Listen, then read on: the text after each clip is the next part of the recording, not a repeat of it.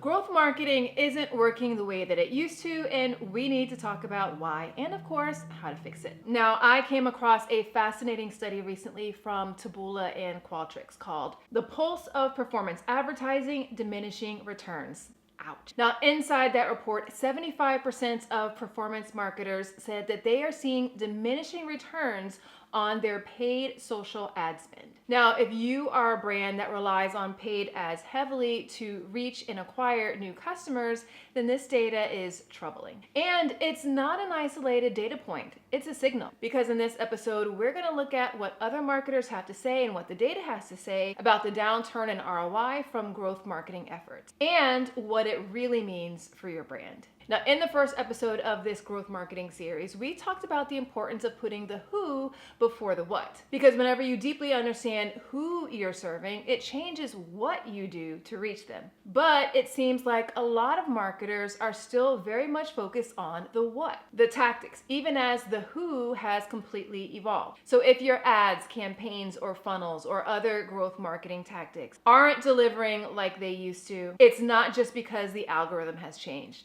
The cheese has moved. Instead of patching up an old playbook, it's time to ask a deeper question. Are the ways that you are approaching growth still aligned with the people that you are trying to reach? So just in case you've been wondering whether or not what's been happening, this downturn in ROI, is just you, it's not. All right, so let's get into it. So here's some word on the street for you. Basically, marketers from across industries are finding out that the landscape has changed on a number of fronts. And the old tried and true growth marketing playbook isn't as effective as it has been in previous years. One report from Bango titled Gravity Shift: Subscribers, Bundles, and the Acquisition Black Hole showed that 48% of executives at subscription-based businesses reported diminishing returns in traditional acquisition methods, including paid search and paid social media. That same study showed that 88% of subscription brands expected that their direct acquisition costs were going to rise in 2025. And 80% of them were planning on cutting back on at least one paid channel, including paid search ads, display advertising, and paid social. Research from System 1 and WARC, or is it WARC, the multiplier effect, showed that brands that have an over-reliance on performance advertising reduces revenue returns by 20 to 50%. Oh, and that Taboola report that I mentioned in the beginning of this episode, 66% of respondents said that saturation in target audience and 59% said user fatigue were major culprits in ads delivering diminishing returns. Consumers are tired of seeing the same old things over and over again. And as a result, they are tuning brands out. So what are brands supposed to do? I'm not saying that growth marketing should just be thrown out the window in favor of other approaches. I do, however, think that more brands should be assessing the root cause of why their performance marketing efforts aren't delivering the way they used to and is costing more in the process. Now, one of the data points that I mentioned in this video really starts to peel back the onion on what's happening here. And that's the one that's speculating about saturation in target audience and user fatigue weighing down ad effectiveness. Now, let's dig into what else may be happening from a consumer perspective that may be impacting your strategy. All right, so we know the growth marketing landscape has changed, but consumers are changing as well, and they have been changing for quite some time. And we know they will continue to change. Most growth and performance marketing efforts focus on the general market. Their goal is to reach the largest amount of people possible with what they are producing. I get it, it feels like it's more scalable. But while that may have worked well in the past, consumers these days are leaning much harder into their own individual identities. Assimilation is no longer the default. Consumers are acknowledging the many ways in which they are different, and they're being more vocal about how their identities are shaping their buyer and decision-making behavior. And of course, they are expecting brands to acknowledge their identities as well, meaning they don't want brands to act like everyone is the same, because they're not. So in this instance, a general market campaign may not work as well with Black consumers as an ad that was designed specifically with Black consumers in mind.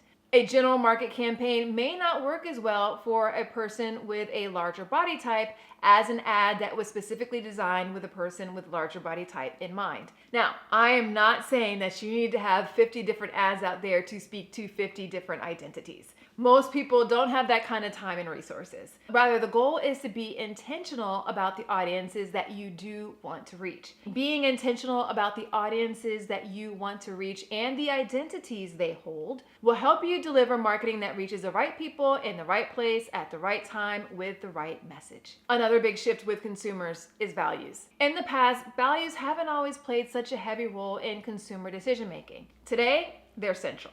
According to a Harris poll, 82% of consumers want to engage with and buy from a brand that has values that are very much aligned with their own. And that same study showed that 3 out of 4 consumers will stop buying from a brand over a conflict in values. We've seen this play out recently with brands like Target. Lots of consumers who have loved the Target brand for years, like years. I'm talking like a decade or more. They have parted ways with the brand since early 2025. Why? They cut ties over a conflict in values. And they did this because Target, a brand that has spent years leaning into and serving different cultures and identities and making them feel like they belonged, abandoned their DE&I practices due to external pressures. For consumers who loved Target and loved what they stood for, that shift felt like a betrayal. That values-based decision-making changes the way that consumers feel about the ads and other initiatives that brands are putting forth.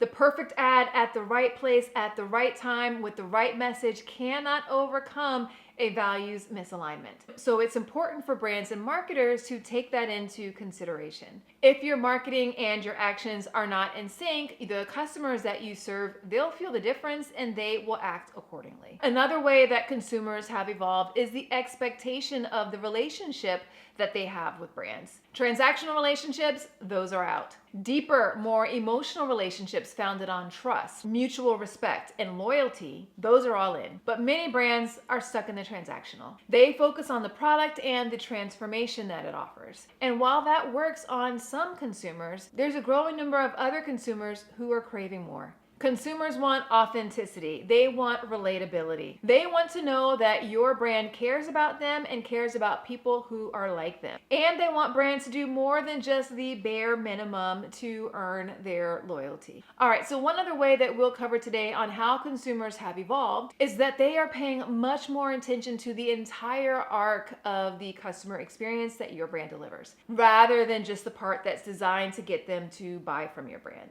Customer experience is how brands communicate belonging. It's how people find an answer to this fundamental question that they are always asking, both subconsciously and consciously. Is this brand for someone like me? Too often, brands nail that message in the customer acquisition phase, the part full of those growth marketing tactics. But they drop the ball once someone actually becomes a customer. The message says, hey, this is for you. But the experience delivers the message, actually, maybe not.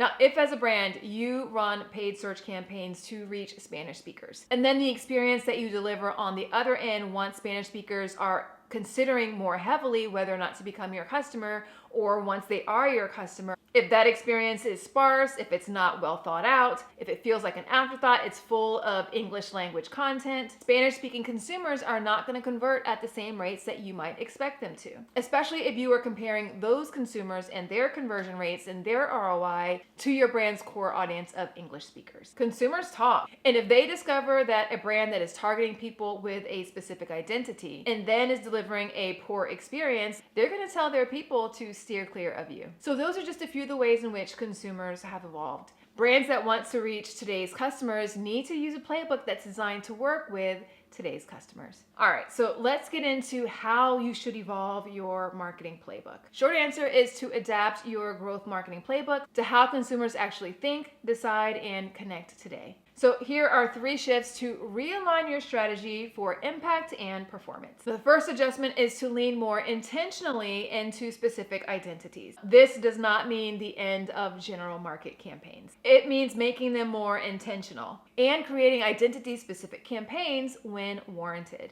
Too many brands don't consider the different identities of the people they want to reach because they haven't defined which identities they want to ensure feel like they belong with your brand. Too many brands haven't defined the identities of consumers they want to say, this brand is for people like me. Start by getting specific. If your audience is busy parents who want easy, healthy meals, ask, Who are those parents? Are they moms, dads, or caregivers? What races or ethnicities are they? What are their family structures, faith, or abilities? What languages do they speak? What are their body types, dietary restrictions, or access needs? But you do need to be intentional about deciding which identities you want to feel seen, supported, and like they belong with your brand's ecosystem. Once you know that, adjust your growth marketing to meet them in the right places, with the right creative at the right time. Royal Caribbean, for example, runs a Spanish language email marketing strategy for their Spanish-speaking cruisers. It's a classic performance marketing channel used with cultural intelligence. That kind of segmentation and personalization drives higher engagement, higher open rates, and ultimately more bookings. Specificity drives belonging, and belonging drives performance. Adjustment number 2 is to communicate your brand values clearly. As we mentioned, consumers are factoring in a brand's beliefs and behaviors into their purchasing decisions more than ever. And that has real performance implications. Even if you don't set your company's values yourself, you can control how they show up in your ads and your campaigns. Because your ideal customers won't know what your brand stands for unless you tell them and show them. Research from Givesley found that more than 6 out of 10 consumers want brands to talk about their values in product ads, not just in corporate statements. That means your growth marketing can't live in a vacuum. Integrate your brand's values into your product storytelling. Show how you live them in action. Retailer Patagonia does this beautifully. Its performance campaigns highlight sustainability and environmental stewardship alongside the product itself. The result? Higher engagement, stronger loyalty, and a customer base that stays. Authenticity is not decoration, it's differentiation. And differentiation is a core part of growth.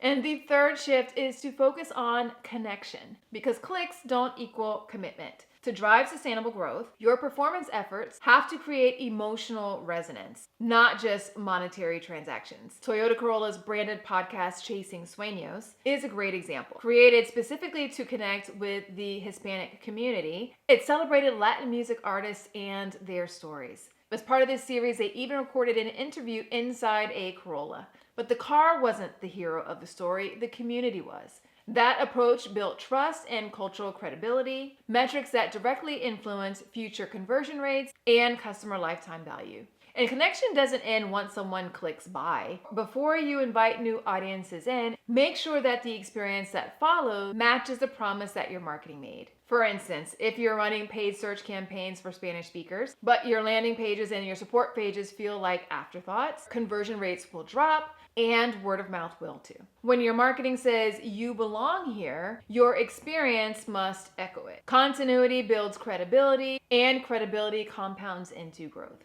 These are the new rules of growth marketing that work for today. Lead with identity, communicate your values clearly, and build connection with every touch point. Because the brands that win aren't the ones who are shouting the loudest, they're the ones who are connecting the deepest. They're the ones turning awareness into belonging, belonging into trust, and trust into growth.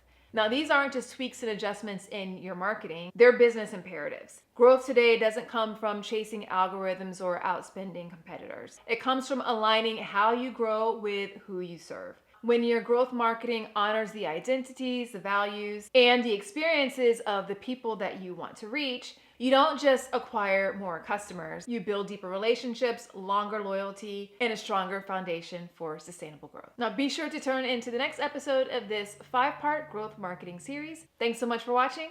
Talk to you soon.